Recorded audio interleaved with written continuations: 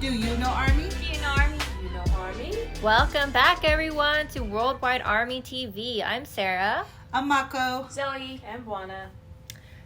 And we are Worldwide Army I'm sorry.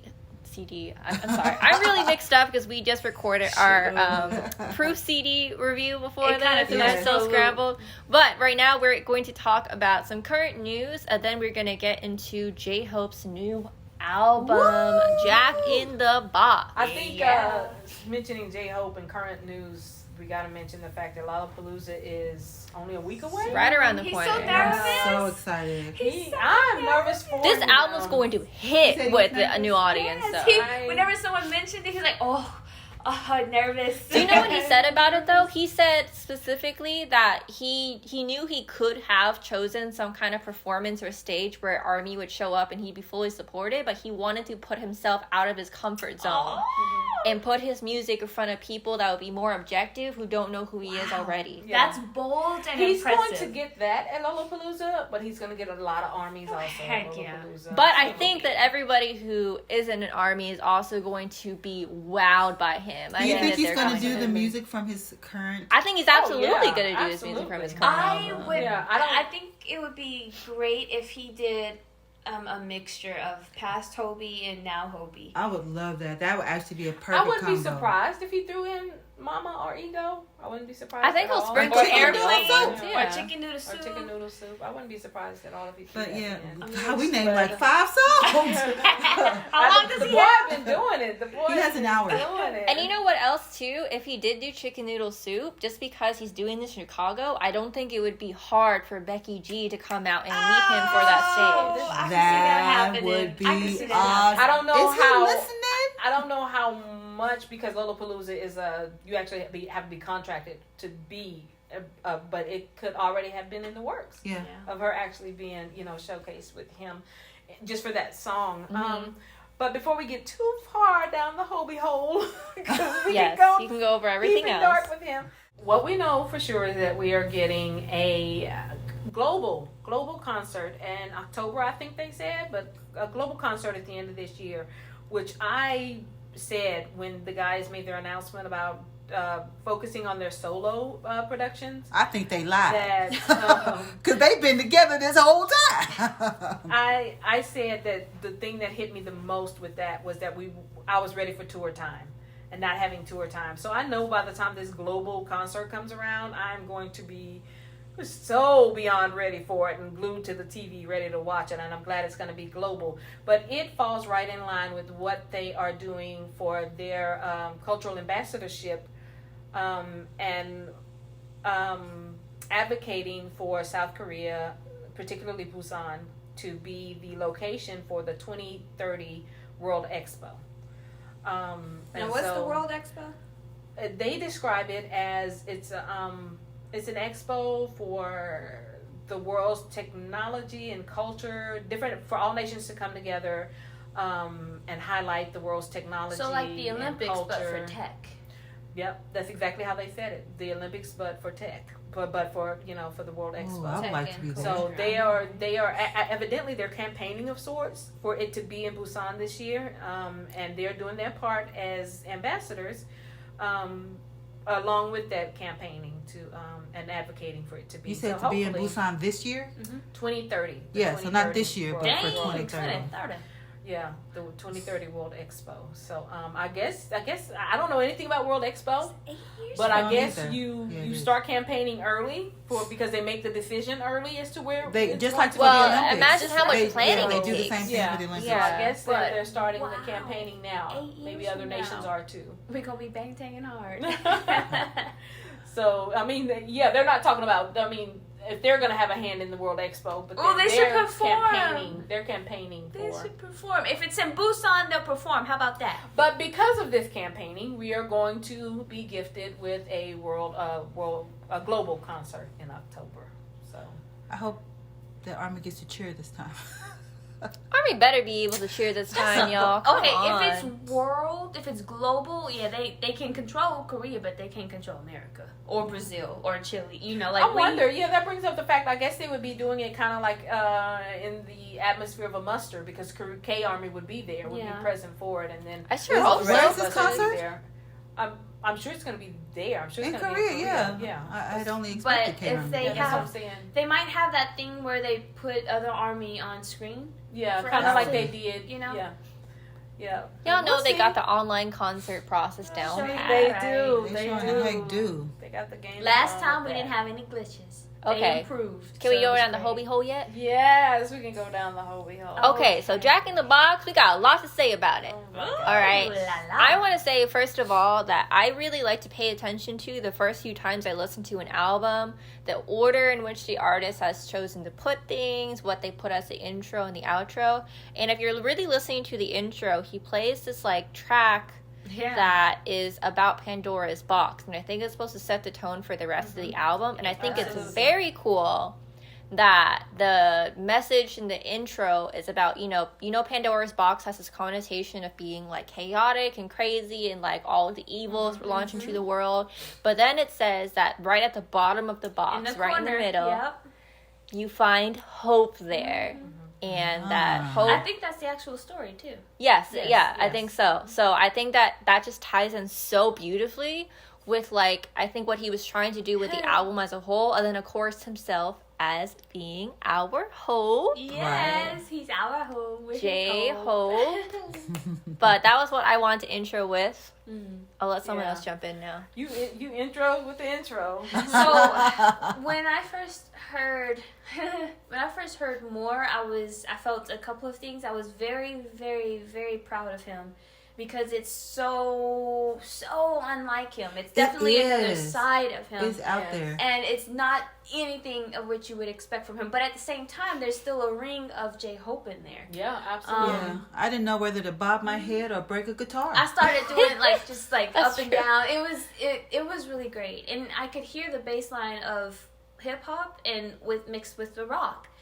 So when the first album or first song for the album hit and the video came out, that was my first impression. Respect for him, pride, and all of that, and it was very different. And then when Arson hit, it was definitely way too short. It was, again, visually just unlike him. And when the rest of the album came out, it did have to sink in at first. But I just, more and more, I just keep feeling those two traits, respect and pride for him. For me, I put More and Arson and kind of even what's the other one? Pandora's Box. Mm-hmm. Kind of in my head, for me, they're in one category, and then he takes you on a journey into other categories. More and Arson have that twist and tangle of hip hop and rock, or EDM, emo. Some people have referred to it as, but then the rest of them go into a really old school hip hop. Mm-hmm. Or a feel good vibe, or both, or both. So Chilling. throughout the entire album, he takes you down different avenues, and that's why I think I put Arson and More and Pandora's Box down one street, and then you turn the corner, and then you're going down another street with them. You turn the corner, you're going down another street with them. I think great way to something explain that it. all of us have mentioned before too is that this album feels very authentic Jung Ho Seo, you Yeah. know? Yes, Like yeah. it feels a lot less of his like sunshiny Hobie image, which we know and love. Yeah. We of course love it, but I think that he has definitely felt comfortable being more candid and like gritty with us, and it just feels almost more human. So Like he hearing all of this. met his goal. Yeah. Because he wanted to, and he's been telling us, honestly, guys, he's been telling us since Hope World that we were going to begin to see more layers of him and who he is at his core. But he hasn't taken away from that. He is sunshine and he is hope. So he can give us that dark, gritty, emo, rock side of him and still let us know that he is still a part of that hope world. You know what I kind of see when I imagine what he's portraying? One of two things. One, either the Hobie we grew up with is the box, like the different sides on the outside of the box, and it's glow and shiny and happy. You just look at it, it's just wonderful. And then the Jack in the Box just popped out, and that's what it is that he's presenting to us now. Or the box itself with the one, I don't know how many sides it is, all the different sides of J-Hope. Mm-hmm. You know, like we grew up with this side, now we're seeing this side. And dare I say, Airplane is a good example of another side compared to Chicken Noodle Soup, Yeah, you know? Yeah, true. So, like, Absolutely those are right. the multiple sides of J-Hope, but they're all still Hobie on They're the all inside. one box. Yeah. It still feels very uniquely him too. Like It we all is. agree that this album sounds way different, but it still feels very J-Hope. Yeah.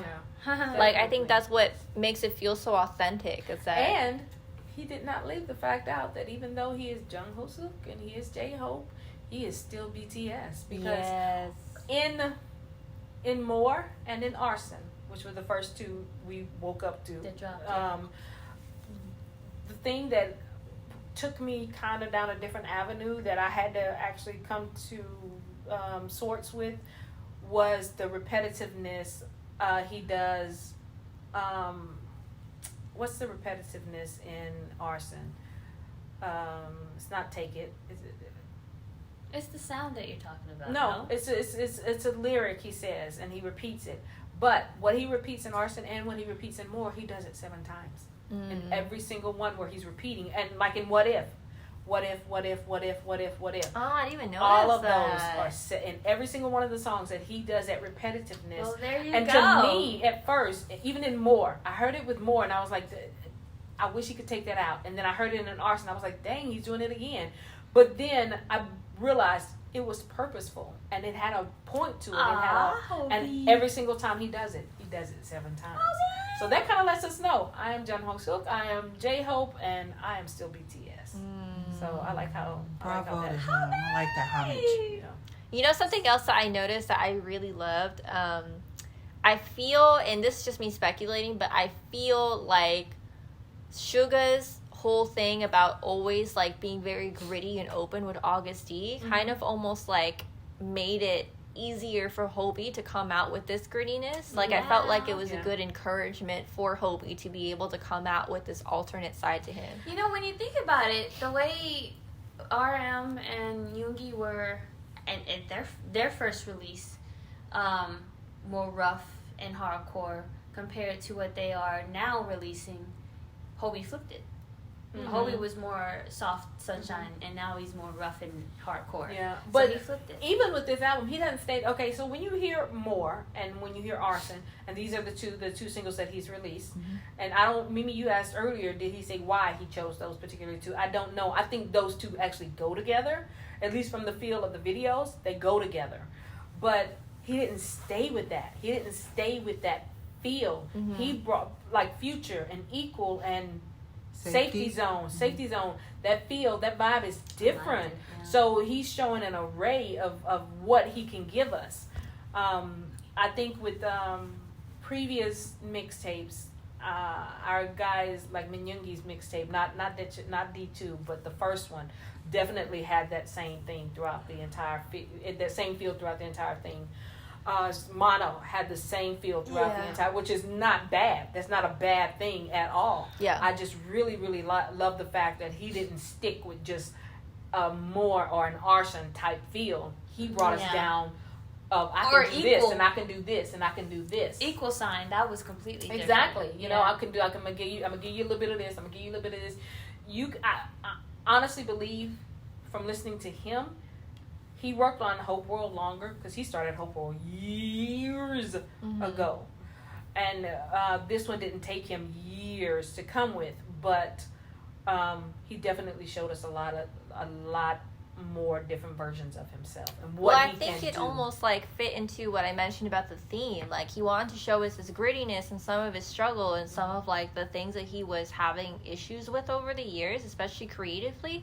But then he almost like kind of answer that with, you know, the whole theme of the album, that even though there's these conflicts, these hard things that happen, this grittiness, he still finds hope. He still finds things like Safety Zone. He still is optimistic about the future. That's what amazed me when I heard equal sign, like, Yes. wow, here's a person who's been through a lot and he still cares about other people. Yeah, so see, even with that, so the lyrics, you said, y'all know I go straight from the lyrics. I go straight to the lyrics and figure out what our guys are trying to say to us.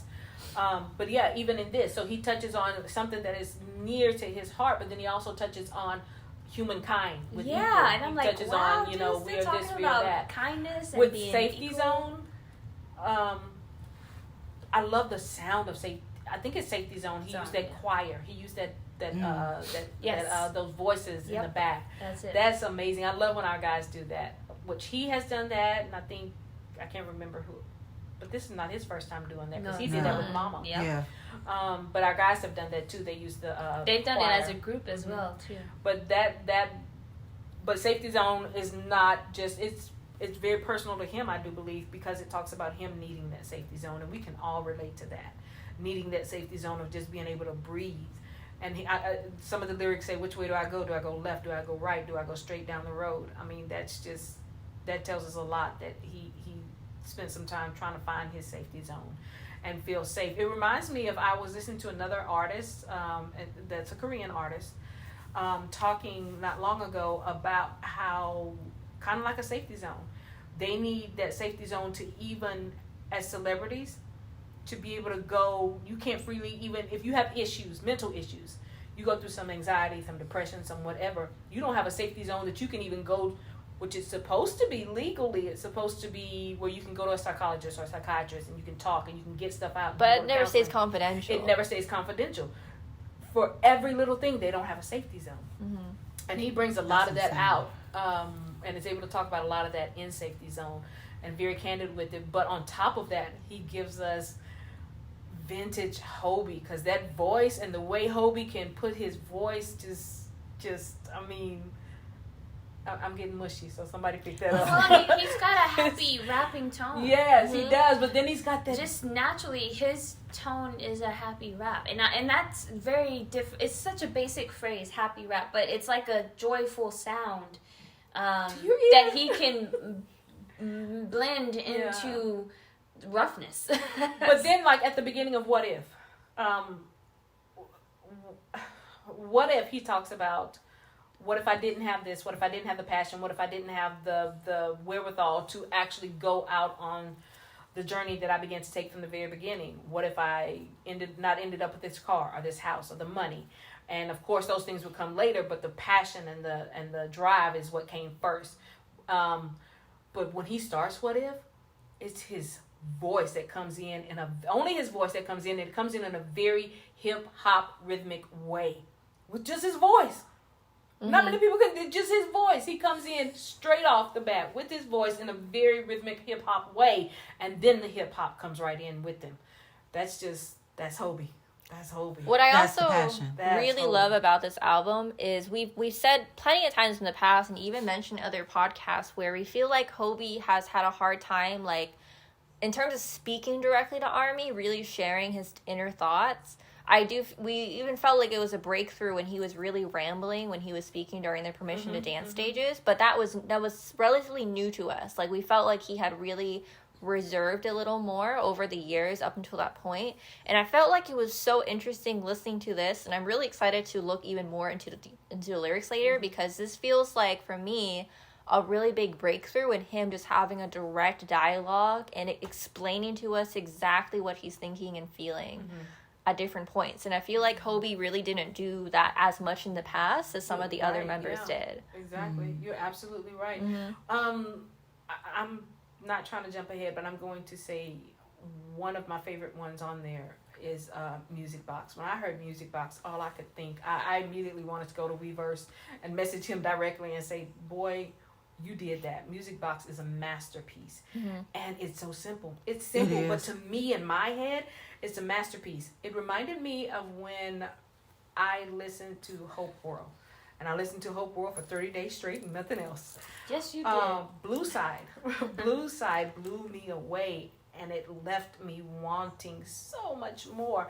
And then he came out with the full version of Blue Side. Yeah. When I heard Music Box, I thought, boy, you better be coming out with another version of this. We better get the whole of Music Box.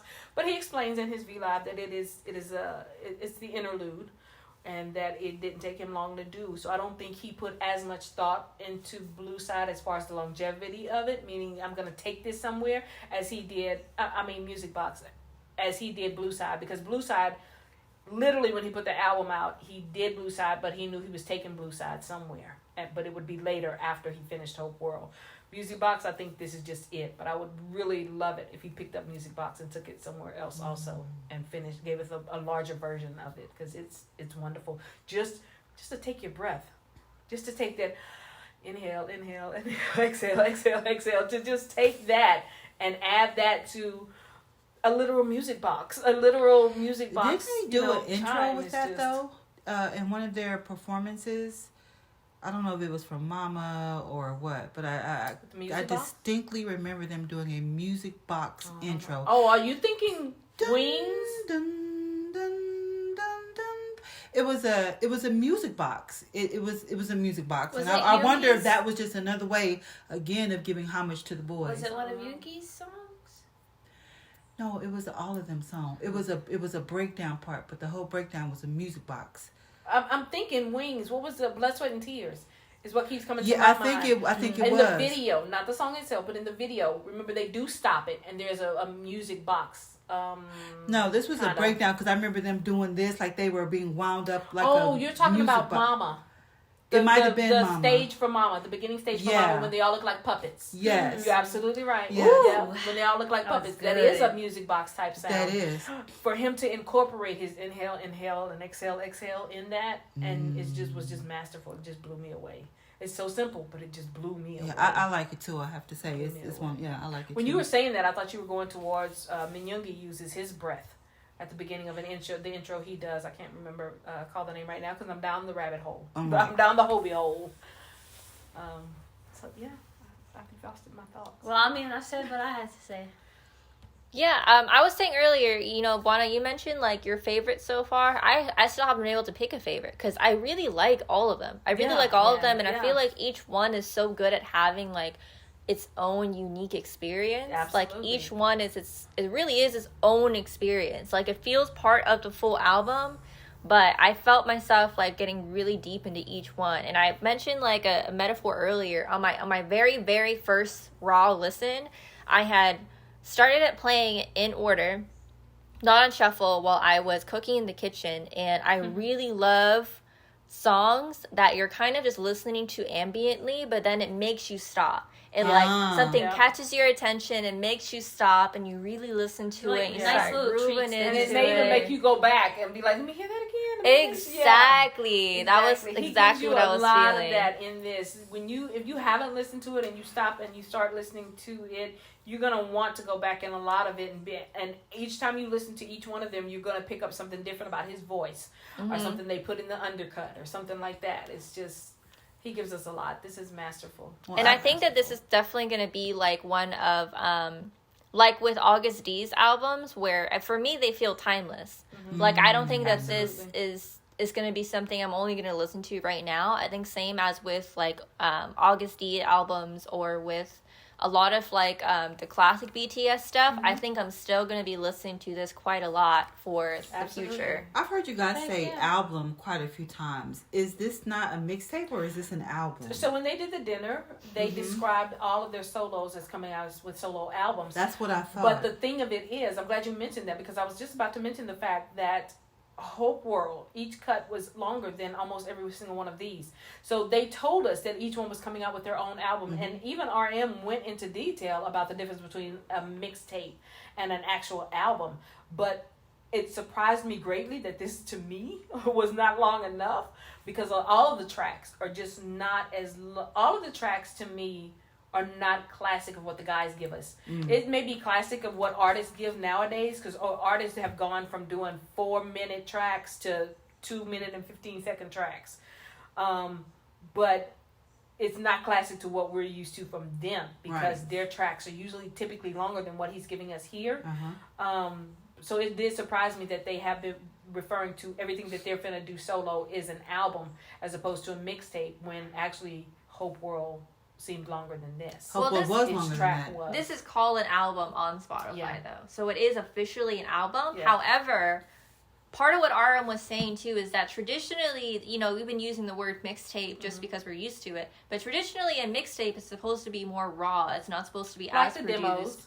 Yeah, lots of demos. And that's traditionally what a mixtape is. Yeah. So I think that the big difference, even though they are shorter, I agree, is that these are still fully produced.